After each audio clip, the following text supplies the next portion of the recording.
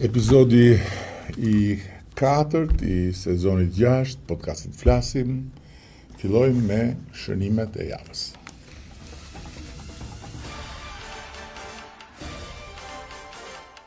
Këtë javë isha në Izrael, i ftuar deri në seancën plenare të parlamentit të Izraelit, Knesetit, një nder që bëhet rrallë dhe që mbart një peshë të jashtëzakonshme politike dhe historike në këndvështrimin e ligjvënësve të atij vendi. Në Jeruzalem ishte Shqipëria që vendos në pjedestalin e një respekti të jashtëzakonshëm dhe për te emocionit madh personal, akoma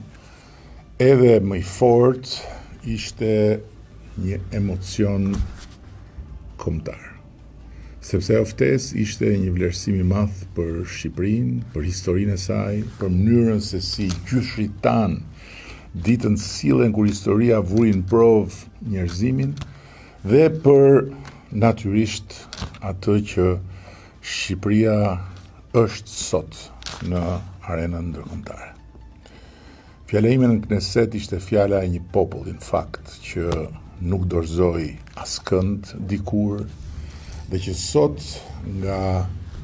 zemra e Izraelit mundi të flas me qartësi për dinjitet njerëzor, për kujtes paqeje dhe për përgjegjësi në një botë të trazuar ku feja duhet jetë melhem dhe jo helm mes popujve dhe në gjirin e popujve. Nga ana tjetër në Izrael ne hodhëm edhe një hap konkret drejt së ardhmes me themelimin e dhomës tregtisë shqiptaro-izraelite, një instrument i ri bashkëpunimi që hap rrugë të reja për të ardhmen e përbashkët. Kjo vizitë në thellësinë e vet kishte një përmbajtje të atill që i shërben jo vetëm arsyeve pse u bë, por i shërben edhe të nesërmes si një gur themeli për të ecur së bashku në një rrugë ku ka plot arsye, të paktën për ne nga ana jonë, që t'i referohemi Izraelit si një vend me një zhvillim të jashtëzakonshëm, si një vend me ekspertizë të jashtëzakonshme, si një vend me realitetet të jashtëzakonshme në fushën e teknologjisë, në fushën e bujqësisë, në fushën e sigurisë, pa diskutim, dhe për gjitha këto arsye unë jam vërtet krenar për atë që u bë në javën që lëm pas. 2 fjalë për zhvendosjen e zyrës kadastrës së Vlorës në Tiranë. Dhe janë 2 fjalë që duhen thënë, sepse edhe një herë tjetër u ngatrua qëllimisht ose më falni idiotësisht adresa fizike e zyrës me shërbimin për qytetarët. Agjencia Shtetërore e Kadastrës ka kaluar prej kohësh nga një model shërbimi primitiv me sportele, radha, zvarritje etj. Në një model shërbimesh online, ende i pa mbyllur plotësisht në të gjithë ciklin e vet, por gjithsesi përmes platformës i Albania, ky model mundson që shumica e procedurave kadastrale nuk ka nevojë për paraqitjen fizikisht në një sportel të qytetarit. Kartela pasuria, vërtetime, regjistrime aktesh, kontrata, shqipërsime, të gjitha aplikohen dhe ndiqen online nga kudo ku ndodh qytetar, edhe nga Amerika. Tani gjithë kjo zhurmë dhe ky tension që u ndje në atë lëvizje lidhet jo vetëm me një perceptim të gabuar apo edhe informim të mangët, por edhe me një mendësi e cila duhet përmbysur. Dhe duhet përmbysur duke pasur parasysh që e nesërmja e afërt, jo e largët e kadastrës, është një shërbim si plot shërbimet tjera, pa sportele, pa godina fizike të shpërndarë në territor, por me akses në çdo shërbim si një drejt themelore dhe një drejt që merret përmes celularit, që merret përmes kompjuterit më të afërt dhe që nuk ka asnjë lidhje me vendodhjen e zyrës. Ky nuk është i pari si veprim për zhvendosje të një drejtorie vendore në qendër dhe nuk është as i fundit. Të tjera drejtori do të zhvendosen dhe ndërkohë ajo që po punojmë për ditë pa pushim është që të sigurojmë mbylljen e ciklit. Pra, jo më aplikim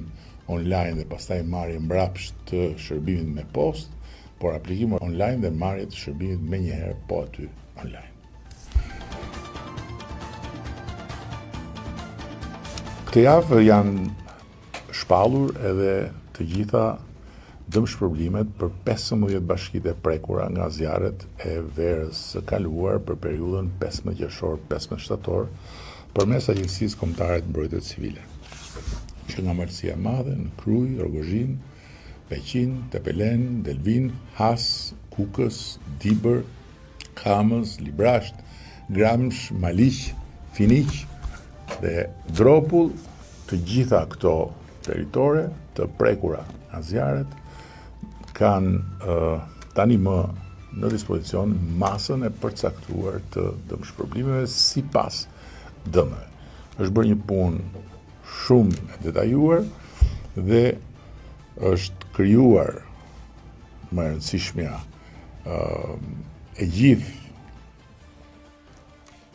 korniza për të bërë të mundur që dëmshpërblimi të shkojë aty ku duhet dhe cili do që është dëmtuar të marrë atë që i takon. Ministri i Mbrojtjes bëri me dije në një konferencë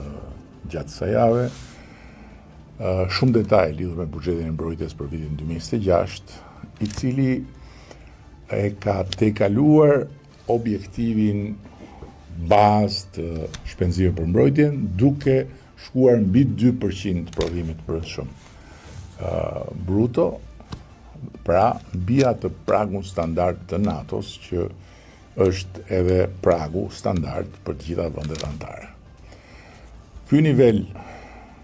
shpenzimesh tregon jo thjesht një shifër që është më e lartë se sa pragu, as një angazhim thjesht për të shpenzuar, por tregon edhe një qasje proaktive ndaj detyrimeve tona, jo vetëm ndërkombëtarisht, por edhe për të zhvilluar një industri të re të mbrojtjes. Është buxheti me investimin më serioz në mbrojtje historikisht dhe këto përmasa financimi, struktura e financimit flasin për fillimin e një kthese strategjike afatgjatë, që nuk kufizohet më në blerje pajisjesh apo thjesht në modernizim përmes blerjeve, por synon ndërtimin e kapaciteteve të qëndrueshme ushtarake dhe industriale këtu në